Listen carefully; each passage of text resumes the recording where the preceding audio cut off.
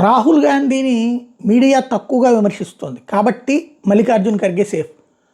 రాహుల్ గాంధీని కనుక ఇప్పుడు వరుసగా ఐరన్ లెగ్గే అయింది.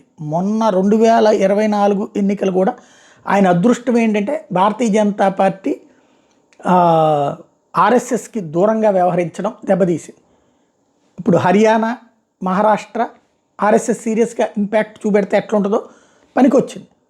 అదే సందర్భంలో అసలైనటువంటి సమస్య ఏంటంటే మహారాష్ట్రలో ప్రతి మహిళకి 1500 రూపాయలు నెలకి డబ్బులు వేయడం అన్నటువంటిది బీజేపీ ప్రభుత్వం చేసింది. బీజేపీ నేతృత్వంలోని ఏదైతే ఎన్డీఏ ప్రభుత్వం లేదా మహాయతి కూటమి దాన్ని విమర్శిస్తూ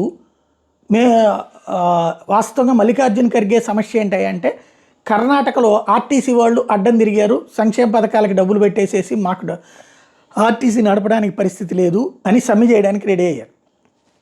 ఆ సందర్భంగా తన పార్టీకి సంబంధించిన ముఖ్యమంత్రి సిద్ధరామయ్య, ఉప ముఖ్యమంత్రి డికే శివకుమార్ని విమర్శించడం కోసం తెలిసి చేయాలి, ఇట్లా ఎట్టబడితే అట్ట హామీలు ఇవ్వకూడదు అన్నారు. ఇది మహారాష్ట్రలో వాడింది బీజేపీ. దాంతో సంక్షేమ పథకాలు అక్కడ ఇవ్వరు అని కాంగ్రెస్ని నమ్మారు, ఇస్తారు అని బీజేపీని నమ్మారు. లేదు నేను ఇచ్చాను మా రాష్ట్రంలో చూసుకోండి అని చెప్పాడు రేవంత్ రెడ్డి, డికే శివకుమార్, సిద్ధరామయ్య.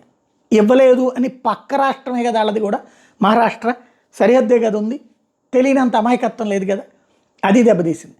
ఇప్పుడు రేపొద్దున మల్లికార్జున్ ఖర్గే అంటే ఇదివరకు గెలిస్తే రాహుల్ గాంధీ, ఇప్పుడు వాస్తవంగా అయితే కనుక మల్లికార్జున్ ఖర్గే వచ్చాక రాహుల్ గాంధీకి ప్రతిపక్ష స్థానం వచ్చింది.